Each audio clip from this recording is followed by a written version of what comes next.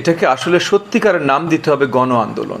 হ্যাঁ, মানে ছাত্ররা শুরু করেছে, কিন্তু যে আন্দোলন বিজয় লাভ করেছে সেটা গণ আন্দোলন, ছাত্রদের নেতৃত্বে, সেটাও আমাদের মানতে হবে।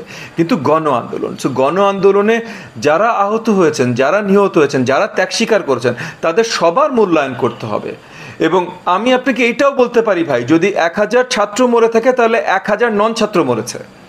যদি সর্ট অফ 1000-এর বেশি ছাত্র মরে থাকে তাহলে তার আরও বেশি নন ছাত্র মরেছে। মানে ছাত্রদের সাথে অনেক তরুণরা ছিল যারা ছাত্র ছিল না ভাই, তাদের বন্ধু বান্ধব হিসেবে নেমেছিল, বা দেখেছে ভাই যে আরেকজন তরুণকে গুলিবিদ্ধ হচ্ছে। মানে আপনি যে কোনো হাসপাতালে আজকে যান, সারওয়ার্দি যান, আপনি সর্ট অফ ওই যে আপনার কি বলার নাম, যে কোনো বড় হাসপাতালে, ঢাকা মেডিকেলে যান, যে কোনো হাসপাতালে যান, আপনি যখন দেখবেন এক একটা ওয়ার্ডে 60, 70, 80, 90, 100 জন গুলি খাওয়া পড়ে আছে, ওর মধ্যে 20 জন ছাত্র, 80 জন ছাত্র না। আমরা তো এই হসপিটালগুলো ভিজিট করছি, এবং বাকি 80 জনের ভিতরে 50 জন তরুণ, 30 জন, বাকি 30 জন তরুণও না। যেই 50 জন তরুণ তারা ওই এলাকায় দোকানদার ছিল, এই চাকরিরত ছিল, ওই চাকরিরত ছিল, নেমে গেছে ছাত্রদের সাথে। যারা তরুণ না তাদের ভিন্ন অনেক পরিচয় আছে, পলিটিক্যাল পরিচয় আছে, নন পলিটিক্যাল পরিচয় আছে, কিন্তু তারা নেমে গেছে। সো তাহলে যদি আপনি যান 30 জন, 20 জন বা 30 জন ছাত্র আর 70, 80 জন নন ছাত্র, তাহলে এটা কি ছাত্র আন্দোলন না গণ আন্দোলন? গণ আন্দোলন ভাই। এভরিবডি, মানে পুরো বাংলাদেশ নেমে এসেছিল এবং জনগণের উপরে গুলি করা হয়েছে।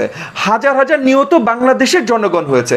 আমরা ওই যে কার ছাত্রর কার্ড আছে, কার ছাত্রর কার্ড নেই, এগুলো দেখা এখন বন্ধ করি ভাই। গণ আন্দোলন হয়েছে, এই গণ আন্দোলন আমাদেরকে হাসিনা সরকারের পতন নিশ্চিত করেছে আমাদের জন্য।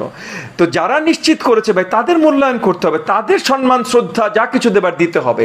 এখানে যদি আমরা শুধু বলতে থাকি রাজনীতিবিদ অরাজনীতিবিদ, তাইলে আমরা ভুল করবো। একইভাবে আমরা যদি বলতে থাকি ছাত্র শিক্ষার্থী না, তাইলেও আমরা ভুল করব।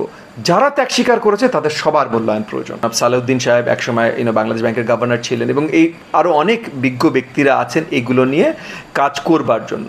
জনাব সালাউদ্দিন সাহেব একটা কথা বলেছেন, যদ্দূর আমার মনে পড়ে, যদি আমি ভুল না করে থাকি, উনি বলেছেন যে আমরা বড়ভাবে প্রচেষ্টা করব যে যেই 1.5 লক্ষ না বোধহয়, মানে আই থিঙ্ক $150 বিলিয়ন, এরকম কিছু একটা, $150 বিলিয়ন যেটা বাংলাদেশ থেকে লুট হয়েছে গত 15 বছরে, এগুলো আনার পুরোপুরি ব্যবস্থা ওনারা করবেন।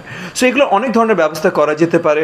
আমরা সর্ট অফ স্পেশালি মনে করেন যুক্তরাষ্ট্রের সরকারের সাথে কাজ করতে পারি যে এদের স্পেসিফিক, এদের নামে নামে এদের ক্রাইমসের জন্য এদের এগেনস্টে স্যাংশন দেয়া, যেন এরা আর কোথাও ডলার ট্রানজ্যাকশন না করতে পারেন, এরা ডলারগুলো সরাতে না পারেন।